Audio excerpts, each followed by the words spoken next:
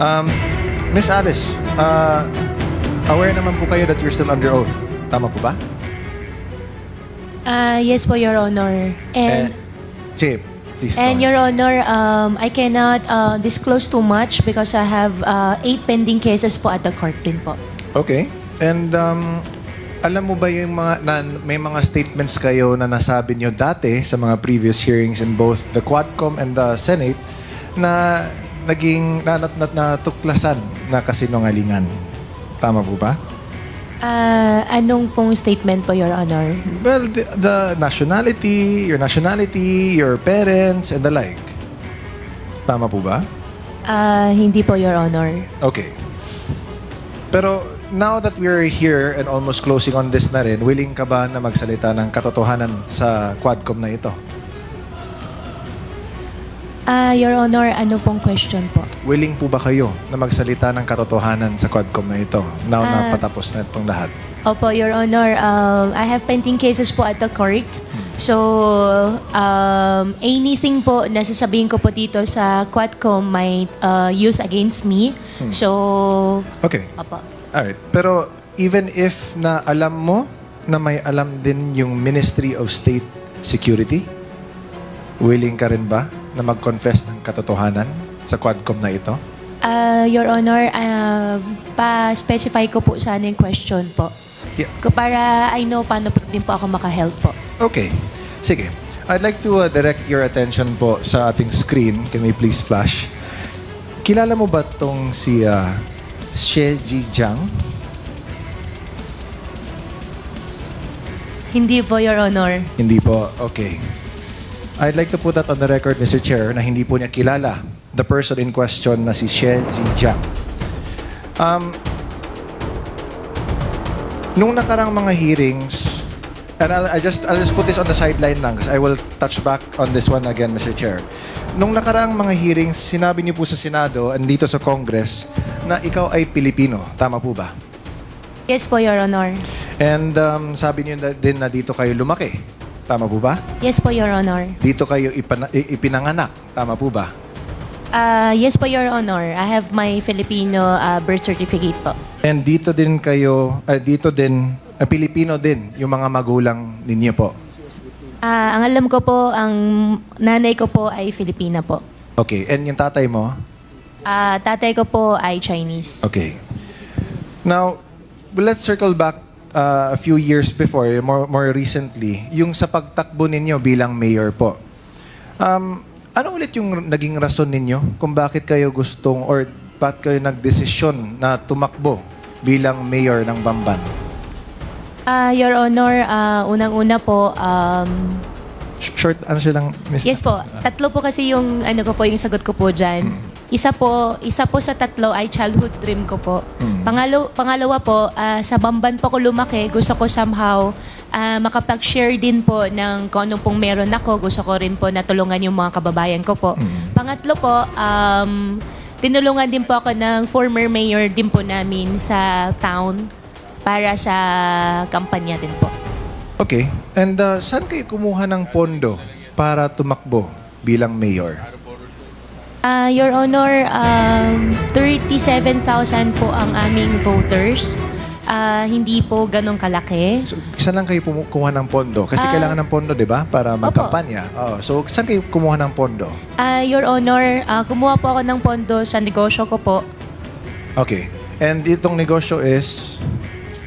Your Honor, lahat po ng negosyo ko po, sinampahan po nila ng AMLAC. So, I invoke my right against self-incrimination po pagdating po sa business po. Okay. Can we show the next slide?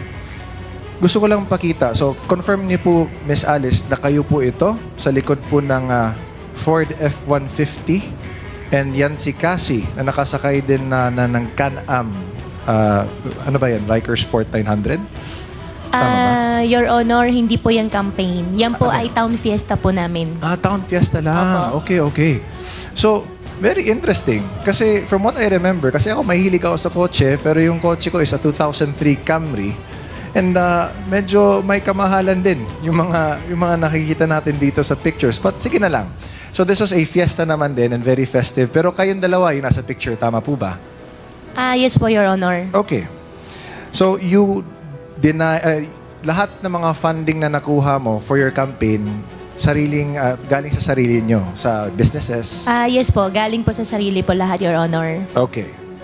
Now, you didn't ask for any funding from any Chinese person, Filipino? Never Okay. po. Okay, sige. Filipinos po, may mga friends po na tumulong in kind. Pero finances po, wala po. Okay, sige. Now, Mr. Chair, if you would allow me, I'd like to show a video to everyone. This is from Al Jazeera. And if I may, Mr. Chair, also request humbly that this may not be taken out of my time, as this is very revealing also in nature, if it's okay, Mr. Chair.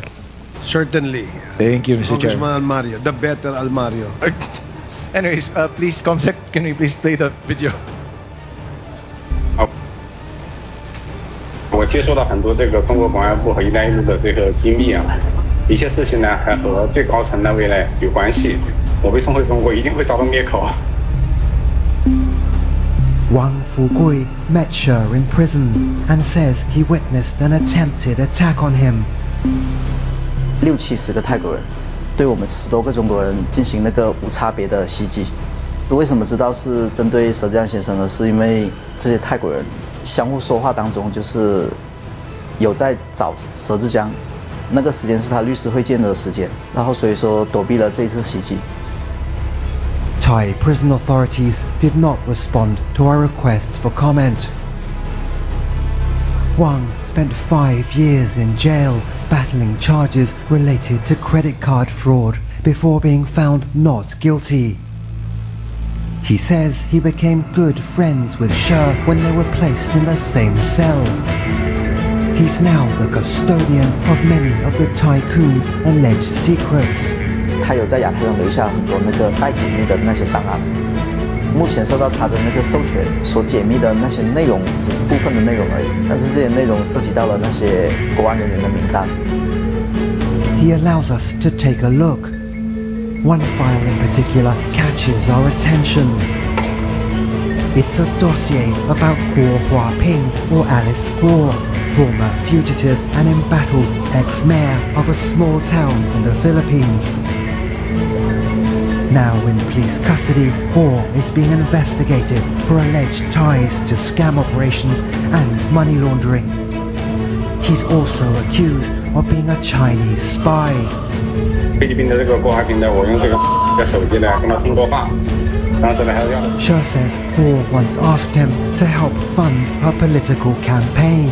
那我更不想得罪这个菲律宾政府的，所以一直就或者没有给钱。 Guo has repeatedly insisted she was born in the Philippines, a prerequisite for office holders in the country. But Sher's dossier lists China as her place of birth. Guo had previously claimed she's the daughter of a Filipino woman. But according to this document, her mother is a Chinese citizen called Lin Wenyi. The dossier also lists a family address in China's Fujian province. This is what our researcher finds when he visits the local office of the Chinese Communist Party. At a nearby village, residents shown photographs of Guo recognize her as the daughter of Lin Wenyi, the same name that appears in Sher's dossier. They say Guo was born here and only moved away towards the end of 2002. Sher says he has a message for the former mayor. 郭华平中国是不可信的，我们两个人你看一下，曾经都为这个国安部卖命，你看看我的下场。要想不被灭口呢，就把真相呢，就告诉全世界。China's Ministry of State Security did not respond to our request for comment. Neither did Alice Guo Huaping. So, Mr. Chair, I'd like to point out to this committee that even if we have been making our own researches, pulling up our own inquiries, this is another source from a completely different party and is unrelated to what we do. Pero nagkataon that the person named She Kailun, who si She Zijiang trusted with the encrypted files, showed to Al Jazeera that there is a dossier confirming that there are Chinese spies all over, at least in this case, Myanmar, but here also in the Philippines, and undoubtedly shows Go Huaping. In the picture where she was born, even her mother, and the name of Lin Wenyi. Mr. Chair, again, we were told, kanina nagtanong tayo kung lumaki ba si Ma'am Alice dito sa Pilipinas, kung dito ba siya ipinanganak, kung Pilipino ba yung mga magulang niya. She first said na dito daw siya lumaki, which is false. Because paano malalaman or ma-identify ng mga tao doon mismo sa address sa Fujian na nakilala nila si Alice Go o Go Huaping as anak ni Lin Wenyi nung pinakita nila yung picture ni Go Huaping sa kanila. Number 2, tinanong natin kung saan ba siya ipinanganak. Nakita na nga. Doon mismo, she left daw late of 2002. Sabi pa ng mga tao na in-interview ng Al Jazeera doon mismo sa Fujian. And might we take note, Mr. Chair, na sa video, nung pinuntahan nila yung address na nakalagay sa dossier, sa encrypted dossier, is a local office ng Communist Party of China. So, Mr. Chair, I think this in itself speaks volumes na, no? Again, nakakainis na time and time again dinideny ni Go Huaping lahat ng mga questions na tinatanong namin sa kanya. Okay. Again, let me ask. Go Huaping, kilala mo ba si She Zijiang? Yes or no?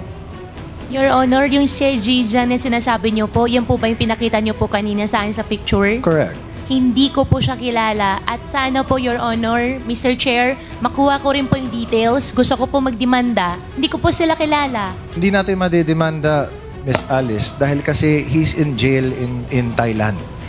And the reason why he's speaking the truth now is because, as he was saying din in the video, although hindi lang pinakita dito, is that he is also being illegally detained daw, sabi niya. Kaya sa galit niya, he wants to speak also the truth out to the world na iniipit na rin siya ng Chinese Ministry of State and Security.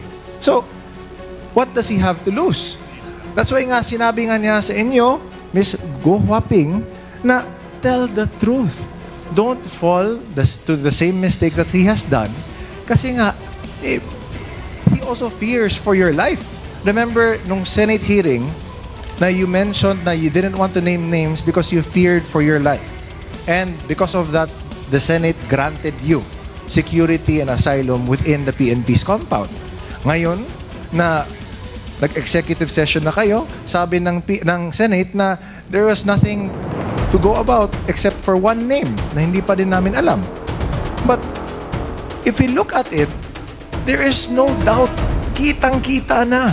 Hindi na galing mismo dito sa Quadcom, pero in an international company that whose job is to search for the truth worldwide. So, Mr. Chair, I'd like to submit this video na this is confirmation that what we've been trying to unearth here, marami na din dyan na nakikita din that corroborates not from us but from other parties as well.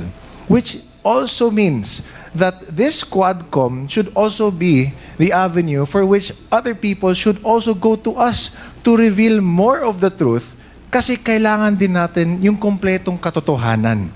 Which is why this is an open call to action, Mr. Chair. Sa lahat ng mga nanonood ng Quad Committee meetings natin, na kung may alam kayo, lalo na nakakatulong ito sa pagtingin, sa pagkuha ng katotohanan, please come forward. Kasi this is national security also at stake. she's been denying na may kilala siya, na ultimo, sinasabi niya na ilang beses na siya tinawagan para humingi ng campaign funds. Kung hindi niya alam yun, or if he was saying, if it wasn't even in the same timeline, then he wouldn't have said that. Diba? Timing. Elections natin, doon din siya, tumakbo din siya, humingi siya ng tulong. It all adds up. It all lines up. So, Mr. Chair, I'd like to submit this video to the committee. And I hope na people really try this time na mas marami pa na will come forward to speak truth to this matter. Thank you, Mr. Chair. Thank you, Congressman Almario. So, before we recognize the next interpellator, may tanong lang ako kay Miss Go Waping. So, hindi mo kilala yon, ano? Your Honor, unfair naman po para sa akin. Hindi ko po siya kilala at never po ako humingi ng campaign fund entirely.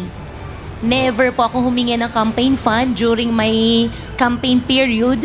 At nung video na pinakita po ni Congressman Chino po kanina, hindi ko po siya kilala. At gusto ko rin po na iparating sa lahat ng kababayan ko at buong Pilipinas na rin po. Mahal ko pang Pilipinas. Kasi nabanggit dun sa video na you're probably a spy. Hindi po ako spy. So, hindi ka spy. Totally po, hindi po ako spy. Hindi ikaw yung nasa picture. Hindi po ako spy, hindi po ako nasa picture, at hindi rin po, Your Honor, ako yung sinasabi niya. Kasi In fact, yung parang pinakita niyang dokumento, I don't know if that is a birth certificate from China, it clearly shows a picture that resembles your feature. Di ba? So, 1, 2, pangalan mo, yung Go Waping. Tapos yung place of birth mo, nakalagay daw doon. Nakalagay, China eh, di ba? So, how will you now tell us and convince the Filipino people na ikaw ay hindi spy at ikaw ay hindi involved dito sa Pogo? Your Honor, I think our government agencies can prove din sa darating ng araw na hindi po ako spy dahil hindi naman po talaga ako spy. Secondly, yung tao po na nasa video po kanina, I'll find way para hindi ko po alam kung paano, pero I'll talk to my lawyer, especially the network, magdidemanda po ako. Okay, sige. Thank you. The next interpellator is Congresswoman Migs Nograles. You're recognized. Thank you, 5 Mr. minutes. Chair. Before that, Miss Alice Go, you said you will file a case against this Sheji Zian, and you said you will tell the network. Anong network to? Per my record po, kung di po ako nagkakamali, Al Jazeera Network. Okay, Yung thank nakita you. ko po kanina. Pero babalikan ko po kung tama po yung naisulat ko po, Your Honor. Thank you. Mr. Chair, I'll go back to some questions in relation to the video. So again, Miss Alice Go, Mr. Chair, you are denying that you are Chinese spy. Hindi po ako Chinese spy.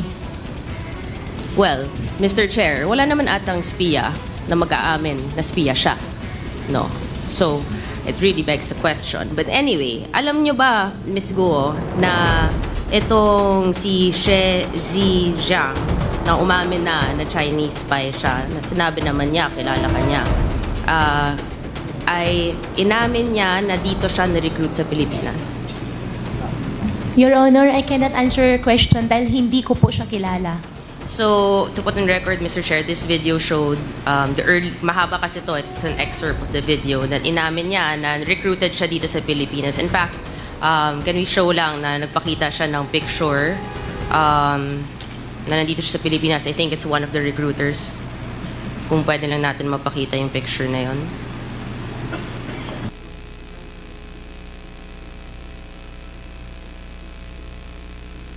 So, ito. Wala kang kilala dito. Sa tatlo po, ni isa po wala po akong kakilala, Your Honor. So, ito, nandito si She Ziyang when he was saying, Mr. Chair, na dito siya na-recruit sa Pilipinas as a spy. Baka iisa lang pala ang nagre-recruit sa kanila, hindi natin alam, no?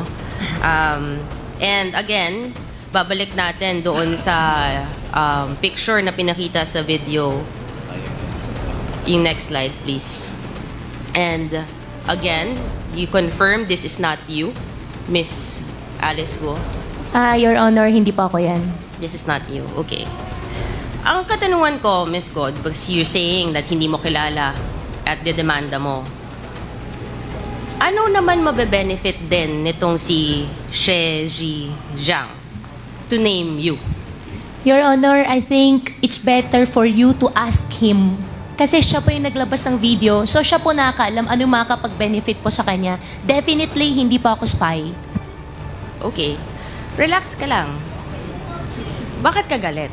Kasi po, ganun din po yung nangyari last time. Sinasabi po nila spy ako. Mahal ko pong Pilipinas, Filipino po ako, hindi po ako spy.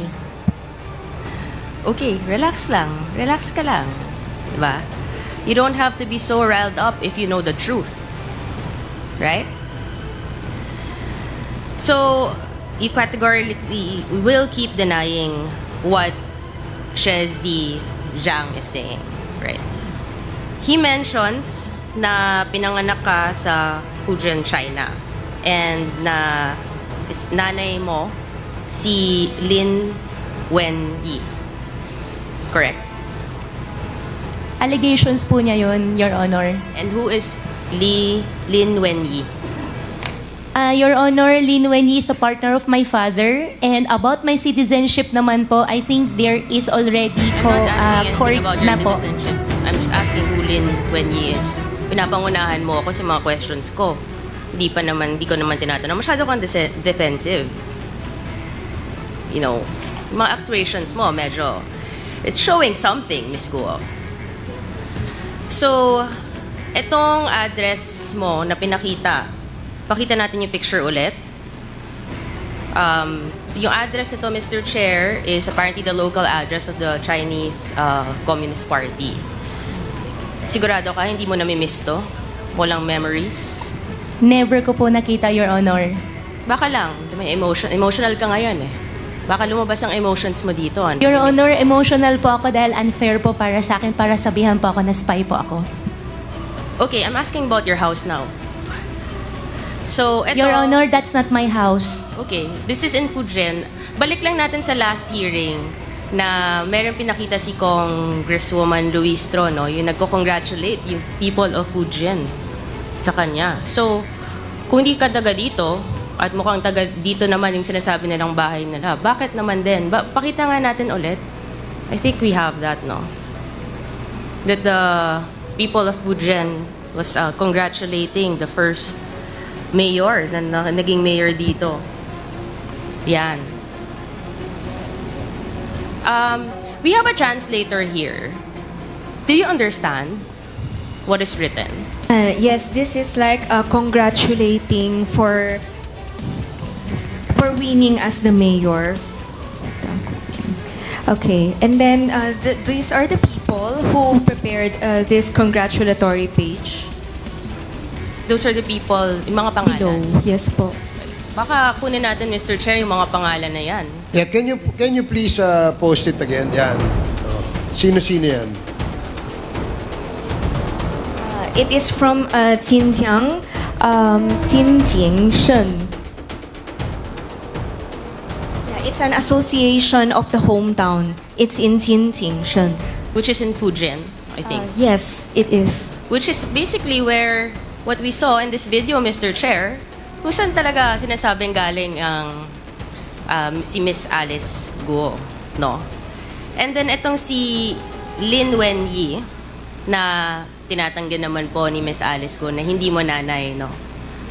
Which later on, nakakalungkot if she really is your mother, na you're denying your ties to your mother. Sinabi din sa documentary, Mr. Chair, na umalis nga daw siya, sabi ng mga residente doon, na umalis siya towards the end of 2002. From the previous hearings, we have a copy of the Special Investor Resident Visa. Yung next slide, please. Yan.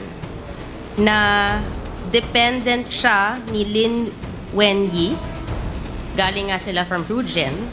And it is January 12, 2003 na pumasok sila ng Pilipinas. So, you know, the facts seem to be aligned. The documents that we have and we've been seeing seem to be aligned with this video that came out, Mr. Chair, na hindi naman natin alam bakit naman in-name din si Miss Alice Go na hindi naman, wala namang kinalaman ito sa atin. But apparently, there is that connection, which is scary.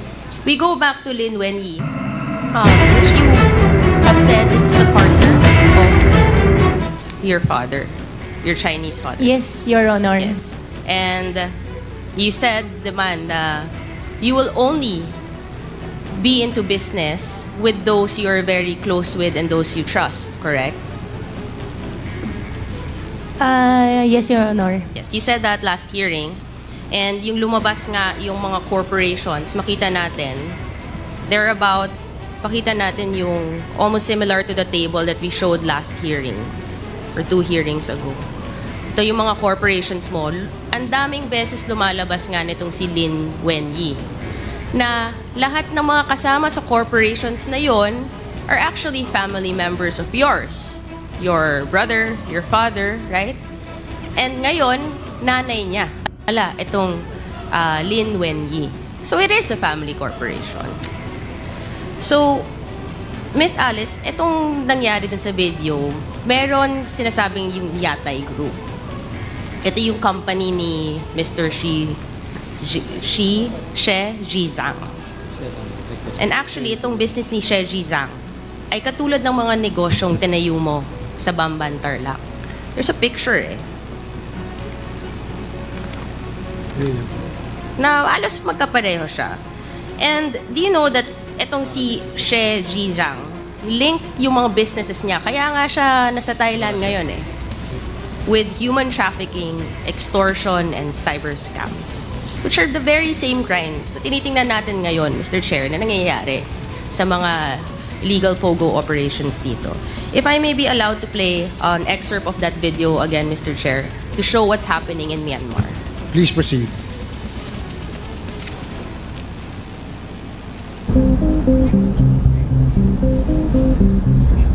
It's one of Asia's most mysterious cities.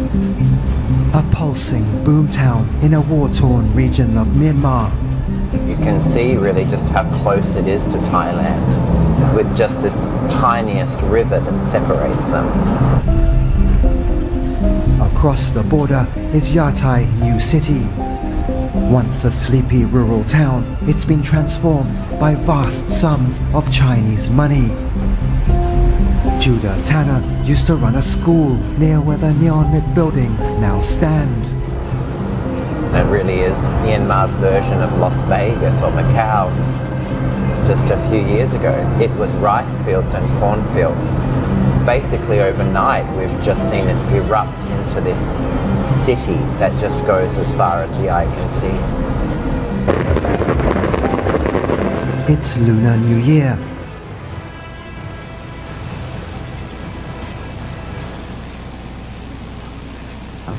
So, Mr. Chair, essentially, makikita natin may similarity from a rural area, pumasok at nag-expand, nag-build ng mga ganitong klase to front legal businesses na alam naman natin may mga illegalities which is being found in Myanmar. And ito yung sinabi ng Chinese spy na si She Zhizang. So essentially, Mr. Chair, kung titingnan mo, I may show na lang to this committee para mas madali. Parang ang mga espiya ng China, di lang sa Pilipinas, pati sa Myanmar, we don't know other countries that we can later on discover. Parang may steps sila kung anong gagawin nila.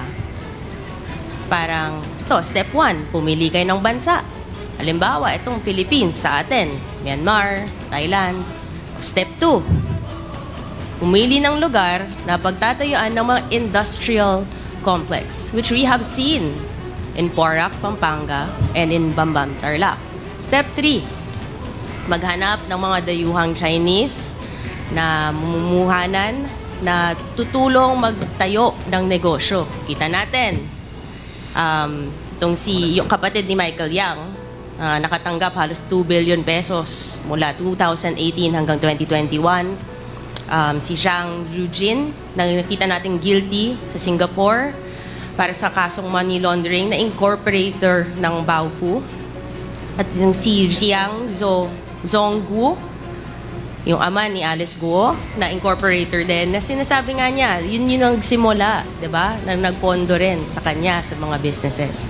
There's this trend, Mr. Chair, no? Na galing sa Chinese, nagsisimula, or kung grandfather man, ganito yung mga paulit-ulit na kwento eh. Then there's step 4. Kukunin ang mga loob ng mga residente at gawing dummies. Nakita natin, I think, di ba may mga nag-surrender, I think over the past few days, Mr. Chair. Itong sinema Telma Laranan, Rowena Evangelista, tindahan sila ng mga gulay, no? May mga barbecue stall na obviously hindi naman nila kaya mag-incorporate or to give itong mga capital sa mga malalaking negosyo na nag-surrender na ginamit lang sila. I don't know kung paano nila ginawa ito. Basta kinukuha nila yung loob ng mga residente kasi syempre may mga pangangailangan siguro at hindi naman nila iniisip kung ano yung magiging repercussions. Then there's step 5 na maghahanap ng makapangyarihan na tao na may pera at impluwensya sa gobyerno na alam natin na tinatanungan natin na ngayon hindi na natin makita, Mr. Chair, ang dating presidential spokesperson na kita natin, tinulungan niya, bigyan ng permit, ang mga pogo, known personality who's the lawyer and owns several properties connected to what we have been seeing the past few hearings. Then there's step 6, mag-incorporate na ng mga kumpanyang mukhang legitimate sa una. Diba? Nabigyan na natin ng lisensya tong Hongshen. And then na-raid yung Baofu compound. Yung Lucky South 99 nagsimula as a BPO, sa BPO at real estate industry. Ngunit inamend na yung AOI niya noong February, doon na pumasok yung POGO. So they can start incorporating in the guise of a legitimate business na mamaya magiging illegal naman. Then there is the next step, magkakaroon nga ng corporate layering na. At nakikita natin sa mga different corporations like Baofu, itong mga corporation ng mga Yangs, itong mga corporations nila Miss Alice Guo. Nakita natin sa Matrix today, there are so many corporate layers na pag ningnan mo, it all ties back to 2 personalities who are here. Actually, 3 personalities who are here na magkakasabwat, Mr. Chair. And of course, step 8. Then, dito na, pag nangyari na tong lahat, magkakaroon na ng illegal na gawain na may mga human trafficking, money laundering, illegal gambling, love scams, tax evasions, at iba pa. You know, Mr. Chair, nakakalungkot. So, ito, titingnan natin, steps 1 to 8. Mukhang ito ang kumbaga standard siguro nila or mission order ng mga espiya na to na nakakalungkot na pumasok sila ng Pilipinas. Pinayagan silang pumasok ng Pilipinas dahil bawal sa kanilang bansa itong mga gambling, offshore, pumasok ang China dito. They took advantage of our country, our laws, our citizens, our resources. Mr. Chair. Nakakatakot dahil hindi to one-sided. Lahat ng mga steps na to, mangyayari lang at pupunta sa next step kung pinayagan to ng gobyerno. There are steps and there are processes. At sinabi ni Ms. Alice Guo na our government agencies can prove naman daw. Diba? Kasi alam niya, hindi naman gagalaw to, hindi mangyayari to kung walang approval ng mga government agencies. So, paano to nakalusot, Mr. Chair? Yun yung tinitingnan natin. Kaya natin ginagawa to. Yung government ng Pilipinas natin, paano nangyari to? Para nakapasok ang China dito? Paano nakalusot ang isang Chinese spy dito? At malala, paano naging parte ang isang Chinese spy sa gobyerno natin na binoto ng mga Pilipino? Paano nangyari to? Sino ang pumayag na mangyari to? Akala ko ba, Mr. Chair, diba, the Philippines is not for sale. Yun yung sinasabi. Baka kaya naman palang the Philippines is not for sale dahil siguro as early as 2017 ay nagsimula tong lahat ay mukhang nabenta ng Pilipinas. So, sino ba ang nagbenta ng Pilipinas sa China? Yun lang po, Mr. Chair. And I will end again to Ms. Alice Guo with the message of your fellow Chinese spy to you. So sana medyo matauhan ka ng konti. Can we just play that message na lang po?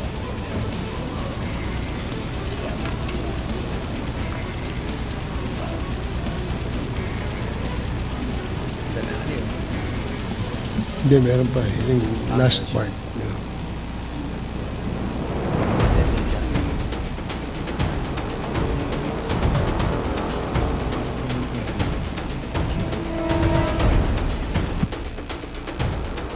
Yung part lang po ng message dun sa video. The last part. Yes, the last Can part. you fast forward to the last part? Yung statement. 我接收到很多这个中国公安部和“一带一路”的这个机密啊，一些事情呢还和最高层的未来有关系。我被送回中国一定会遭到灭口。 Sa last part po. Wang Fugui met She in prison and says he witnessed an attempted attack on him. 6起， Sa last part lang po yung message po ni She Zizhang.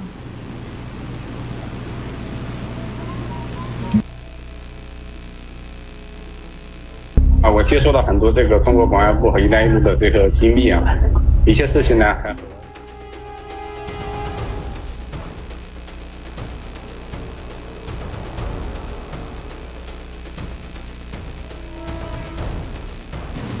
Sige po, yung sasabihin ko na lang kung nagkakaroon ng technical difficulties, hindi ko masasabi in Chinese, baka kasi mas makarelate sila eh, Mr. Chair, sayang, di ba?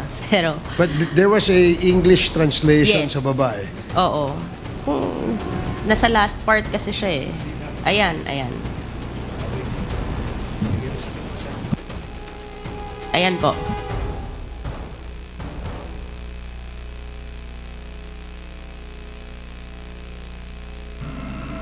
It's in She's dossier. They say Guo was born here and only moved away towards the end of 2002. She says he has a message for the former mayor. 郭海挺生活是不可信的。我们两个，你看一下，曾经都为这个国安部卖命，你看看我的下场。要想不被灭口呢，就把真相呢，也告诉全世界。 China's Ministry of State Security did not respond to our request for comment. Thank you. Neither did Alice Guo Huaping. So, Mr. Chair, I end my interpellation with that. Thank you. Okay, thank you, Congresswoman Nograles.